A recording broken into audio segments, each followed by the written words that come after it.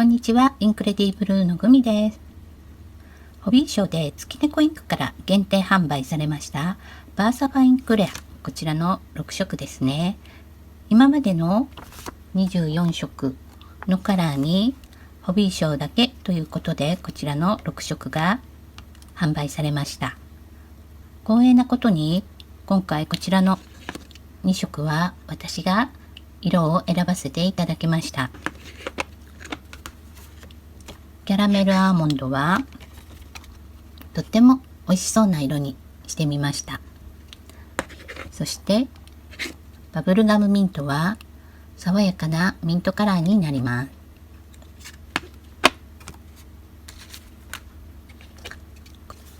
こちらのペンシルスケッチはチャオカリーナのリナさんがセレクトしたカラーになります。まるで鉛筆で描いたかのようなかっこいいグレーになります。そして残りのこちらの3色は子供の顔さんがセレクトしたカラーになります。以前ブリキ缶のクラシックというこのようなインクがありました。とても人気があったのですが、缶の材料の調達が難しくなって廃盤となってしまいました。その中にこちらのローズダストとミスティーブルーという色がありました。今回のこの3色のうちのこの2色、ライトブルーストーンとダスティーローズは非常にその色に近い色となってます。こちらがミスティーブルーです。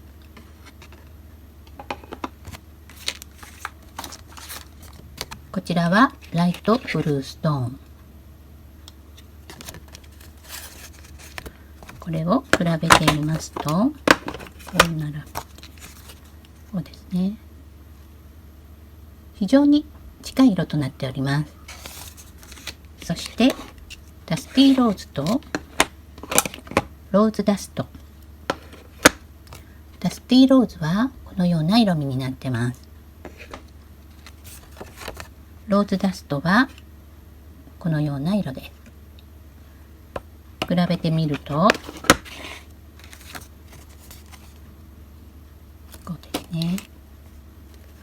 今回のダスティーローズの方が明るいピンク系の色になっております。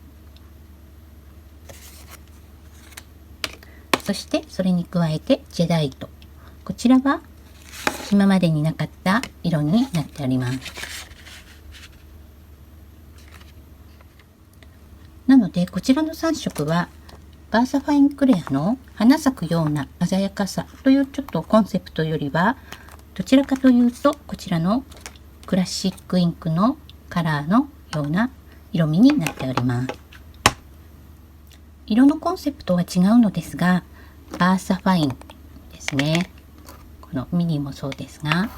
そしてバーサファインクレア、クラシック、これらはどれも同じ特徴を持ったインクです。今日はこれらをまとめてバーサファインと呼びますが、限定の6色を購入された方もそうでない方もご一緒にバーサファインってどんなインクなのかを深掘りしていきましょう。それでは始めていきます。バーサファインインクの大きな特徴を先にお伝えしておくと、フェルトパッドであるということ、そして油性顔料系のインクであること、オイルベースのピグメントインクということですね。そして浸透乾燥であるという、これらの3つを頭に入れておいてください。それではパッドを見ていきましょう。バーサファインクレアね、このようにウェルトパッドになってます。角までしっかりとスタンプができるようになっていて、インクがしっかりと充填されてます。フェルトの下の方は白くなってインクが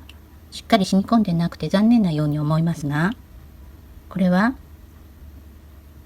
インクが下までたっぷりと染み込ませていると、スタンプの圧が加わった時にインクが染み出てしまわないように、だんだんとインクが下に染みていくようになっているようです。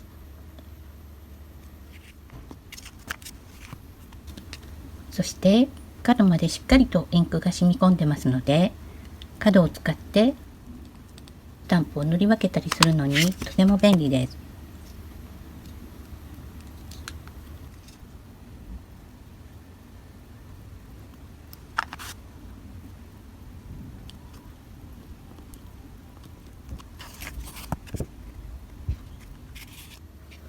ウェルトパッドのバーサファインクレアとスポンジタイプのバーサクラフトで押し比べをしてみましょう。こちらの陰影が細かな蝶々のスタンプで押していきます。まずはバーサファインクレアのライトブルーストーン。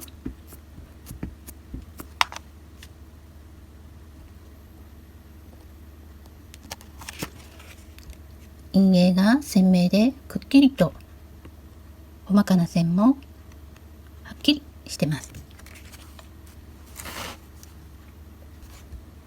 バーサクラフトの細けいこセレクションのソーダで押していきます。すでにインクをつけた時点でスタンプからインクがはみ出していることがわかります。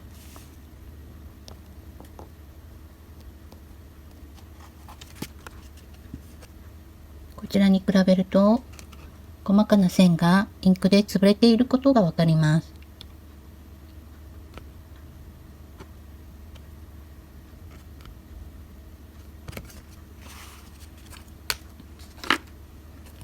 このような小さい数字を押してみましょう。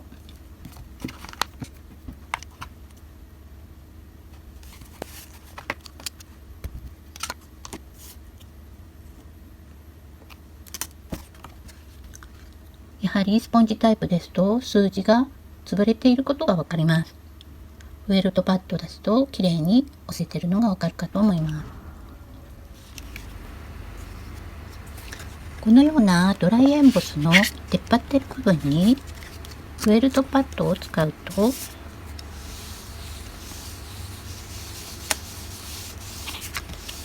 こんな感じで綺麗に出っ張っている部分にインクをつけることができます。スポンジタイプですと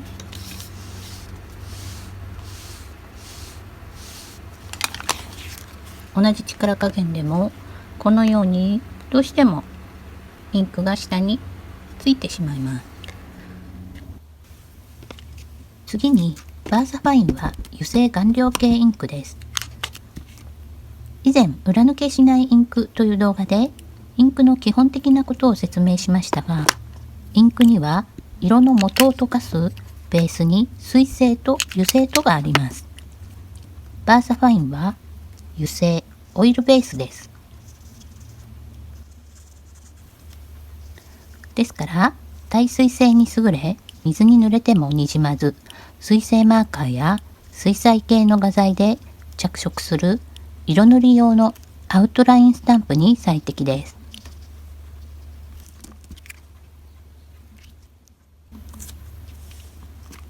そしてバーサファインの色の元は顔料系ピグメントです。紙の表面にとどまって乾くと定着し、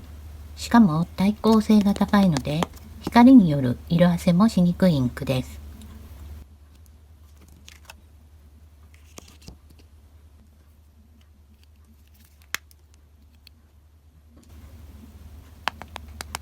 ペタ面のスタンプを水性染料系インクでスタンプしてみると、スタンプの上で水滴がポツポツとしているのがわかります。スタンプしてみると陰影がまだらになりました。バーサファインは油性インクなのでねっとりとインクがスタンプについています。水をかけてもバーサファインの方はにじまずしっかりとピグメントがとどまっているのがわかります。こちらはエプソンの写真プリント用光沢紙です。エプソンの用紙は顔料、染料両方に対応しているのでおすすめです。タイトルセンチメント、蝶々、スクロールの順にバーサファインでスタンプしていきます。普通のスタンプの順番とは逆で、最上面にしたいものを最初にスタンプしていきます。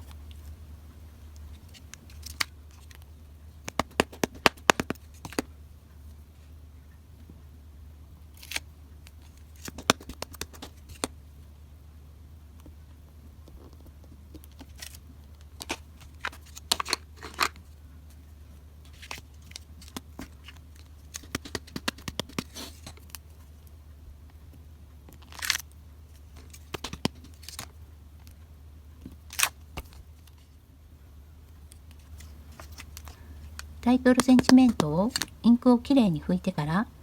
少しずらしてライトブルーストーンでスタンプします。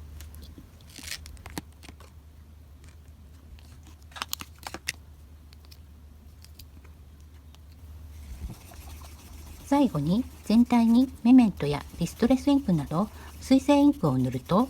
バーサファインの油性と紙の表面に定着したピグメントが水性インクと反発し合いレジストされます。レジストは白やトーンの低い色と濃いダークな色を組み合わせると分かりやすいです。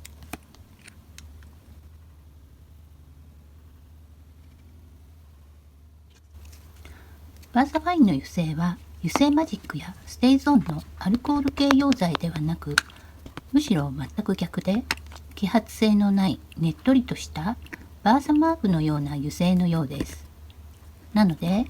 吸収されて定着する前に素早くエンボスパウダーのクリアを振りかけると、きれいな陰影をエンボス加工することができます。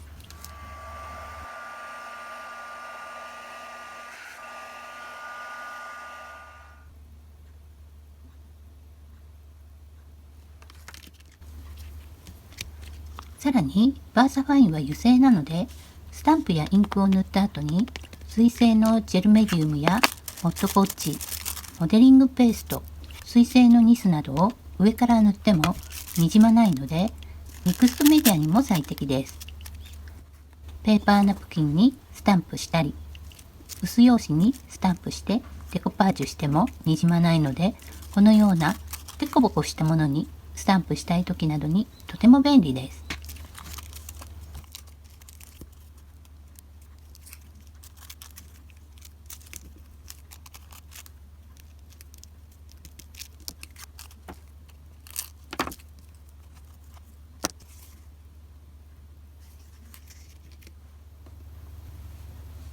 はい、いかがでしたでしょうか。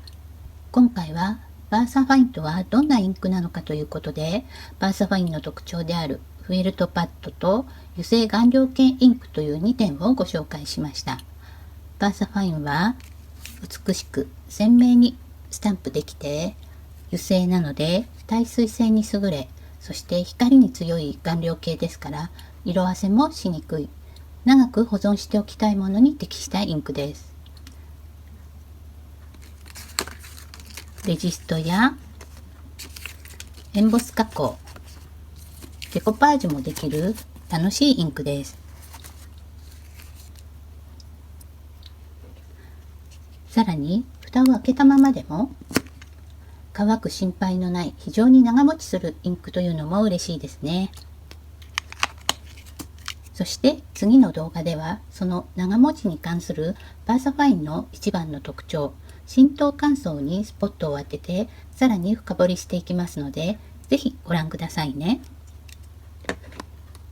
この動画は月猫からの案件やプロモーションのために作ったものではなくて、たくさんの方にスタンプやインクの魅力を知っていただくために、私がインクについて調べたり学んだこと、感じたことをご紹介しています。なのでメーカーしかわからない素材や成分など専門的なことに関しましては分かりかねますので、その点はご承知おきくださいね。